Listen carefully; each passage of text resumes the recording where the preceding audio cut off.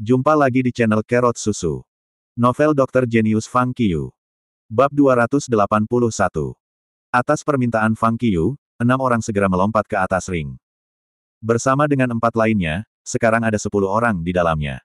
Sekilas, setidaknya 7 dari mereka berada di tingkat atas praktisi seni bela diri. Oleh karena itu, Fang Qiyu mengurangi kekuatannya menjadi seorang praktisi seni bela diri tingkat puncak dan menyiapkan dirinya untuk bertarung dengan 10 orang dari mereka. Di bawah arena, semua orang menyaksikan Fang Qiyu bersiap untuk bertarung melawan 10 pria dan segera mulai berdiskusi di antara mereka sendiri. Wow, 1 lawan 10. Ini adalah pertama kalinya aku melihat sesuatu seperti itu. Kami siap menerima hadiah. Ya, kita tidak sering melihat ini.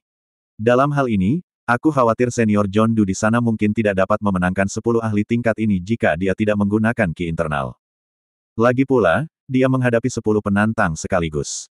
Akan sulit untuk memprediksi siapa yang akan menang. Kami selalu percaya bahwa ada kekuatan dalam jumlah. Lebih jauh lagi, 10 orang itu hampir sama kuatnya satu sama lain. Kemampuan orang yang tidak dikenal itu telah ditekan untuk tentang kemampuan mereka. Itu untuk mengatakan bahwa dia harus dapat membuat rencana menyeluruh untuk bertindak untuk menghadapi mereka semua. Juga, dia harus lebih cepat dari mereka. Saya pikir pertandingan ini adalah 50-50. Diskusi berlanjut. Semua orang merasa bahwa meskipun Fang Qiyu kuat, akan sulit baginya untuk menghadapi 10 lawan pada saat yang sama. Dengan demikian, secara tidak sadar, mereka mulai percaya bahwa Fang Qiyu akan kalah. Namun, apa yang terjadi selanjutnya mengejutkan semua orang. Mereka melihat 10 mengelilingi Fang Qiyu setelah pertandingan dimulai, dan mereka mendatanginya dari segala arah. Namun, Fang Qiyu bergerak dengan sangat fleksibel, seolah-olah dia adalah ikan perak berkilauan yang berenang di lautan.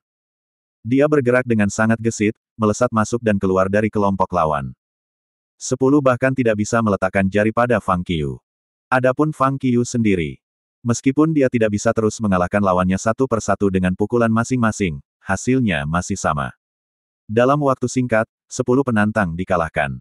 Ini mengejutkan penonton yang menonton di bawah arena. Mereka bisa merasakan bahwa kekuatan Fang Qiyu memang ditekan dan pada puncaknya tingkat praktisi seni bela diri. Itu tidak melampaui level ini sedikit pun, dan dia tidak menggunakan ki internal sama sekali. Itu juga berarti bahwa dalam hal kemampuan, Fang Qiyu mirip dengan lawannya. Namun, hasilnya mengejutkan. Fang Qiyu telah menang tanpa ragu, meskipun dia telah menghadapi 10 penantang pada saat yang sama. Itu adalah pembuka mata bagi semua orang yang menonton. Ini berarti gerak kaki dan kecepatan juga merupakan bagian penting dari kemampuan seseorang. Tingkat kultivasi dan kekuatan seseorang bukanlah satu-satunya faktor penentu dalam pertarungan. Fang Qiyu bertanya sambil menghela nafas, berapa banyak dari kalian yang ada di sana? Setelah mengalahkan 10 lawan, masih ada 15 lagi. Suara pembawa acara datang dari bawah ring. Karena kami memperkirakan bahwa mungkin tidak ada cukup waktu untuk mengadakan terlalu banyak pertandingan, kami hanya menerima 20 pendaftaran. Termasuk 5 yang terdaftar sebelumnya, ada total 25 penantang. Setelah mendengar itu, Fang Qiyu mengangguk. Kalau begitu, biarkan mereka semua datang. Dia kemudian berkata. Setelah dia mengatakan itu, para penonton di bawah ring tertegun. Bukankah 10 sekaligus cukup? Sekarang, dia ingin semua 25 penantang menyerangnya dalam sekali jalan. Sifat sombong John Doe terungkap sepenuhnya sekarang. Pada awalnya, semua orang percaya bahwa 1 lawan 10 sudah merupakan sesuatu yang membingungkan. Namun, tidak ada yang berharap Fang Qiyu akan meminta untuk mengambil 25 orang atas kemauannya sendiri. Itu tidak bisa dipercaya. Sementara itu, suara mendesing. Suara embusan angin yang kuat bisa terdengar. Seorang pria yang lebih tua melompat ke Manor dari kejauhan dengan cepat. Setelah melihat lebih dekat, orang bisa tahu bahwa pria yang lebih tua berotot, dan dia memiliki rambut putih penuh. Wajahnya sedikit kurus, dan ia mengenakan satu set pakaian praktisi seni bela diri biru tua. Dia tampak sangat energik. Mata elangnya sangat tajam, dan dia memberi semua orang perasaan bahwa dia adalah orang yang luar biasa ketika dia menyapu pandangannya. Penatua Zhou. Penatua Yi segera berjalan maju setelah memperhatikan pria tua itu. Penatua Yi, apakah itu orang misterius dan anonim yang kamu ceritakan? Tanya Penatua Zhou. Itu dia baik-baik saja. Penatua Yi mengangguk. Bukankah dia bersikap terlalu kurang ajar? Penatua Zhou bertanya dengan acuh tak acuh saat dia melirik Fang Qiyu, yang masih di atas ring. Saya mendengar bahwa keinginannya untuk menghadapi 25 penantang begitu saya tiba. Dia tampaknya bisa menekan level skillnya untuk membuatnya terlihat seolah-olah setara dengan lawan-lawannya sebelum melawan mereka semua. Tidakkah kamu berpikir bahwa dia terlalu jauh? Dia benar-benar. Penatuai mengangguk sebelum menggelengkan kepalanya dan tertawa getir. Namun, dia telah mampu mendukung dirinya sendiri. Mundur sendiri. Penatua Zhou mendengus dingin sebelum melanjutkan. Praktisi seni bela diri tidak cocok untuk seorang ahli ki internal. Jadi bagaimana jika dia bisa mengalahkan 25 dari mereka? Di arena. Memang. Fang Qiyu yakin akan pengurangannya setelah mengalahkan 10 lawan. Dia menyadari bahwa semakin banyak lawan yang dia hadapi, semakin besar tekanan yang akan dia rasakan. Di bawah tekanan seperti itu, jumlah kekuatan internal yang akan disalurkan tubuhnya di bawah situasi berbahaya seperti itu akan lebih besar. Bahkan, dia bisa dengan sangat jelas merasakan bahwa sebagian dari kekuatan internal yang dia dapat salurkan tidak pernah digunakan sebelumnya. Itu membuatnya merasa seolah-olah dia adalah seorang jutawan yang menyembunyikan semua uangnya di berbagai sudut di rumahnya sendiri. Tanpa bisa menemukan mereka, dia tidak akan bisa menggunakannya. Dia akan mendapati dirinya begitu kaya hanya ketika dia melihat uangnya dan memegangnya di tangannya. Fang Qiyu mengerti sekarang. Tubuhnya telah berkembang pesat ketika dia mulai berkultivasi. Dia hanya menggunakan 1/10 dari kemampuan tubuhnya saat ini. Dia bisa menggunakan kekuatan ini kapan saja kita mau, tetapi dia bisa merasakan bahwa itu juga batasnya saat ini. 90% kemampuan tubuhnya yang lain akan mendorongnya ke tingkat yang ekstrim. Apa yang perlu dia lakukan adalah terus menembus batas kemampuannya untuk memaksa semua potensinya keluar. Tentu saja, 10% hanyalah perkiraan. Fang Qiyu juga jelas bahwa dia tidak pernah bisa mencapai penguasaan tubuhnya yang sempurna. Ini karena potensinya akan meningkat setiap kali dia membuat terobosan. Dengan kata sederhana, jika internal Qi Fang Qiyu adalah sungai biasa yang cukup ketika dia menghadapi lawan biasa, maka dia akan membutuhkan lautan untuk berurusan dengan lebih banyak lawan. Bagaimana mungkin dia bisa mengubah sungai menjadi lautan?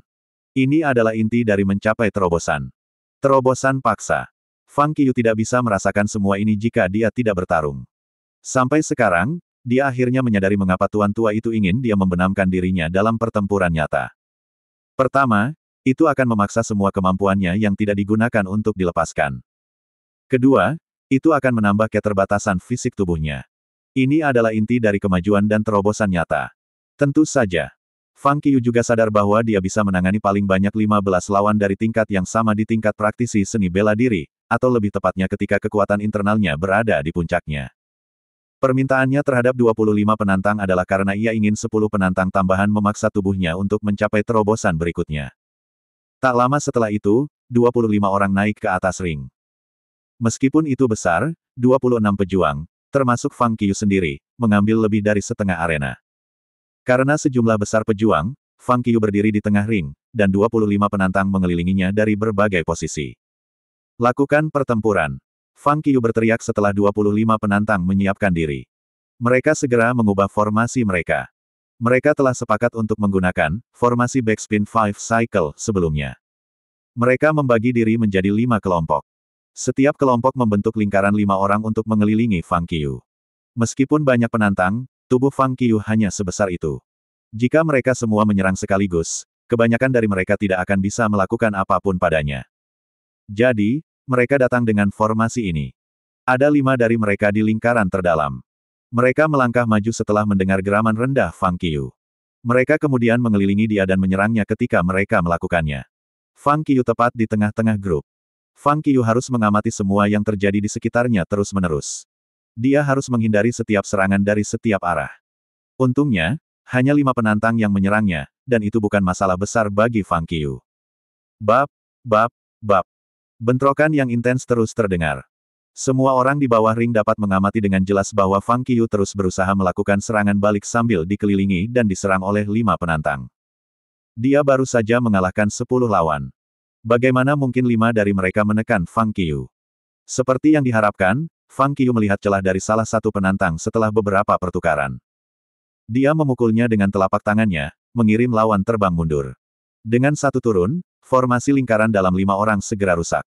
Namun, sama seperti semua orang di bawah arena berpikir bahwa Fang Qiyu akan menyerbu ke dalam formasi, seseorang dari kelompok 5 lainnya di lingkaran kedua segera ditempatkan ke tempat kosong untuk menyelesaikan lingkaran dalam lagi. Pada saat yang sama, 4 lainnya juga menambahkan diri mereka ke lingkaran dalam. Kesembilan terus berlari dengan kecepatan cepat melingkar. Mereka terus mencari peluang untuk menyerang Fang Qiu. Fang Qiu mulai serius. 9 lawannya masing-masing memiliki 2 tangan dan kaki, dan mereka dapat menyerangnya dari posisi apapun.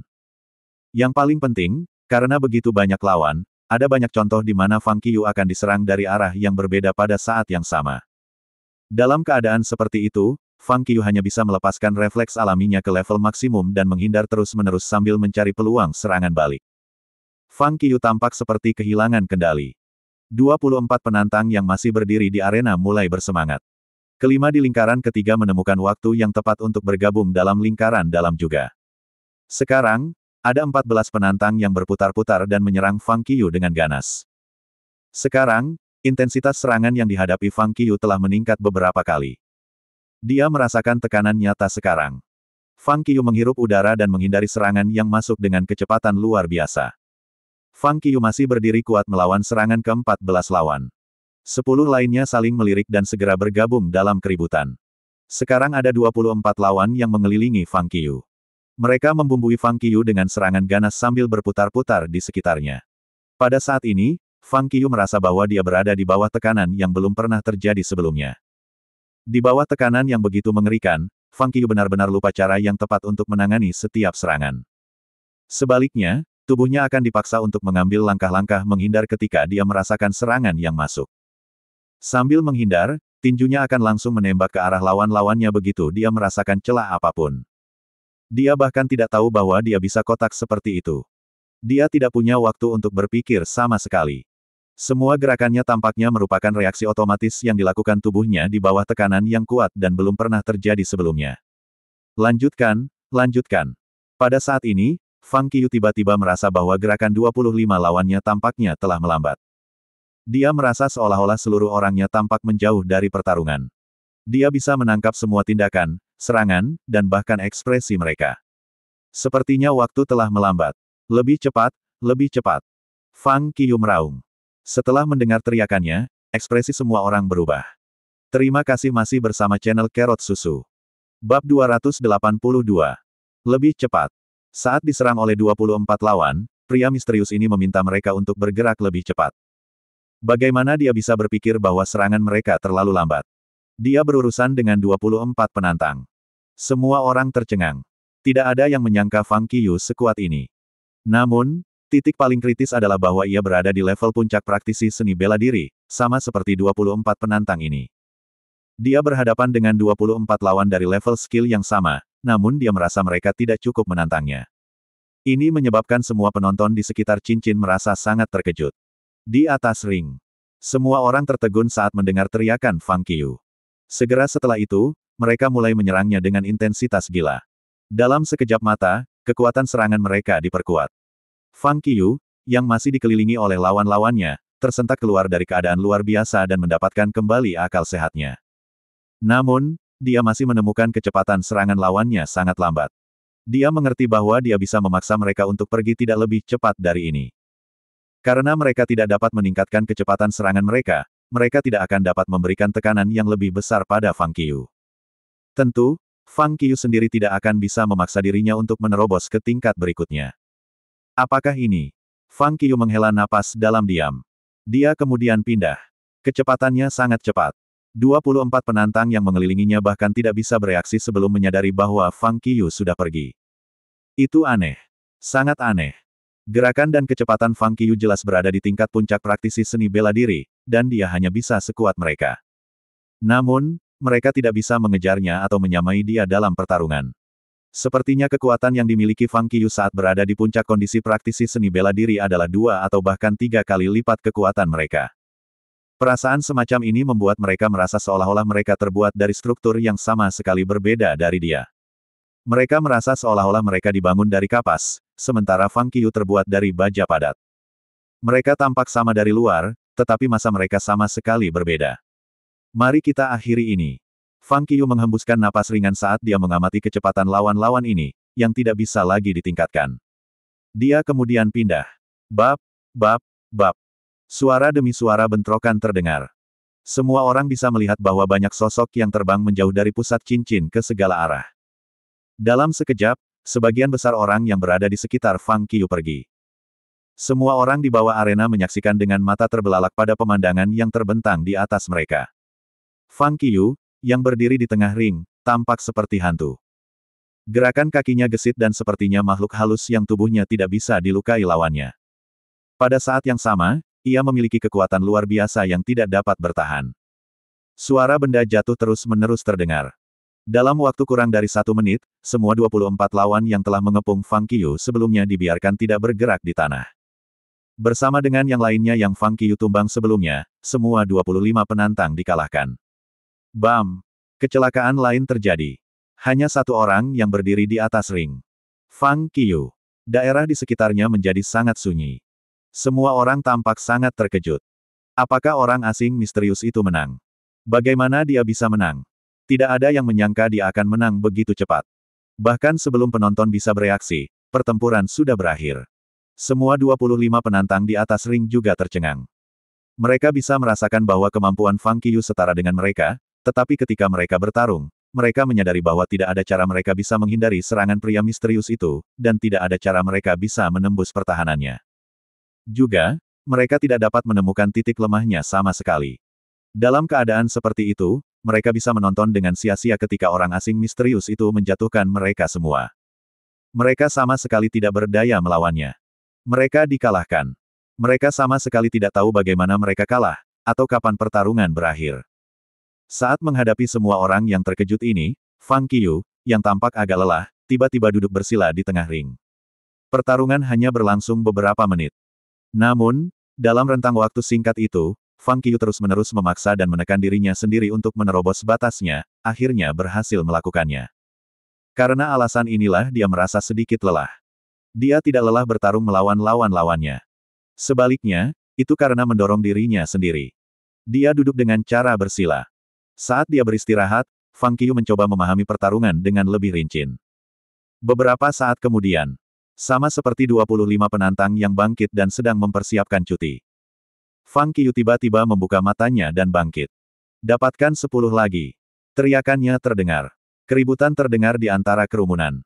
10 lagi. Bagaimana ini bisa terjadi? Apakah orang asing yang misterius ini nyata? Melawan 10 lawan dengan level skill yang sama sudah menjadi batasnya, dan merupakan keajaiban bahwa pria misterius ini telah melampaui batasnya dan mengalahkan 25 lawan dengan jumlah kekuatan yang sama seperti dirinya. Sekarang, dia meminta 10 lawan lagi. 1 lawan 35.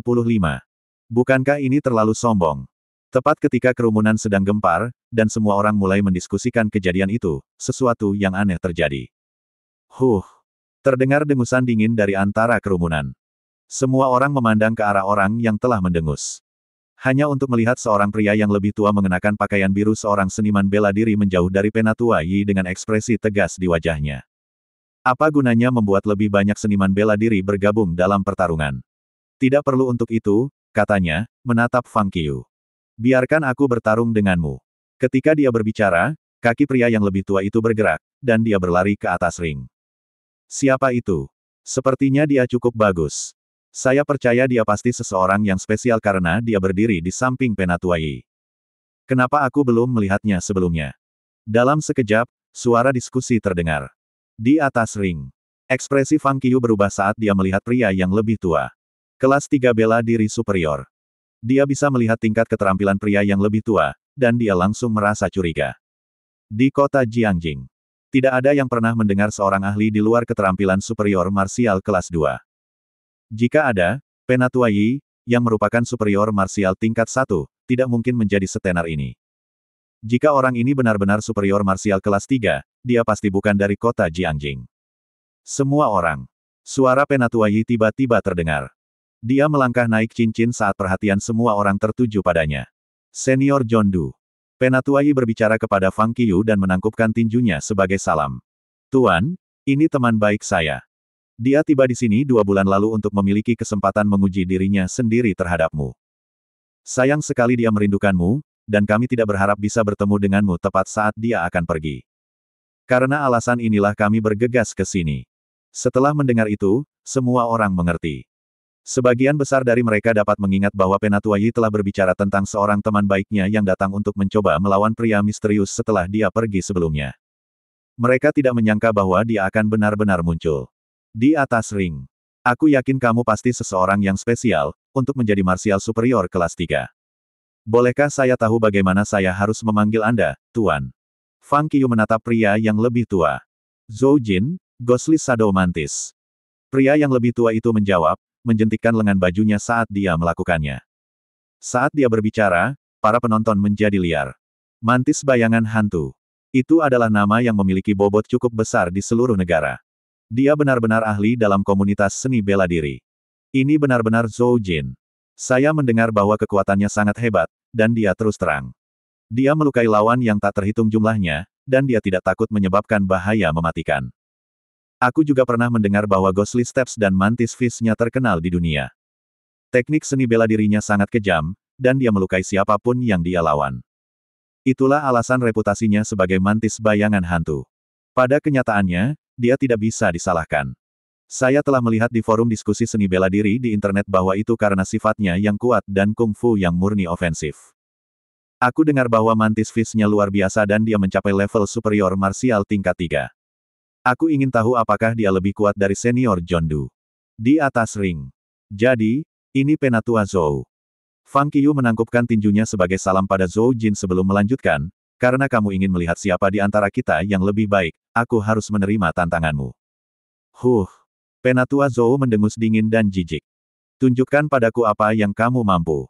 Tidak perlu untuk itu. Fang Qiu menggelengkan kepalanya. Bukannya aku memandang rendahmu, tapi aku bisa merasakan bahwa hari ini bukan hari bagiku untuk melancarkan serangan besar-besaran. Saya akan menghadapi Anda dalam kondisi saya saat ini, Penatua Zhou. Apa? Saat Fang Qiu berbicara, para penonton, Penatua Zhou, dan Penatua Yi, semuanya tercengang. Apakah orang asing yang misterius itu gila? Bukankah dia baru di tingkat praktisi seni bela diri saat ini? Zhou Jin, di sisi lain, adalah superior marsial kelas 3 biru sejati. Pertarungan antara dua lawan dengan perbedaan 3 level-level skill di antara mereka akan menjadi lelucon total. Tidak perlu perjuangan untuk melanjutkan. Hasilnya bisa ditentukan sebelumnya. Apa maksudmu? Penatua Zhou sangat marah. Dia bisa merasakan bahwa kekuatan pria misterius itu lebih tinggi daripada tingkat praktisi seni bela diri puncak. Selain itu, bahkan Penatua Yi telah kehilangan dia. Yi adalah superior marsial tingkat 1, dan ini membuktikan bahwa orang asing itu harus berada di level marsial superior tingkat 2 atau lebih tinggi. Dia bahkan mungkin telah mencapai kekuatan kelas 3. Pria misterius itu jelas memiliki tingkat keterampilan yang sama atau bahkan lebih besar dari Penatua Yi. Namun, ia memilih untuk menghadapi sesepuh di puncak bentuk praktisi seni bela diri. Dia tidak hanya merendahkan Penatua Zhou. Sebaliknya, dia benar-benar mempermalukan pria yang lebih tua itu. Bagaimana Penatua Zhou tidak marah setelah menerima perawatan seperti itu? Saya tidak memiliki arti lain.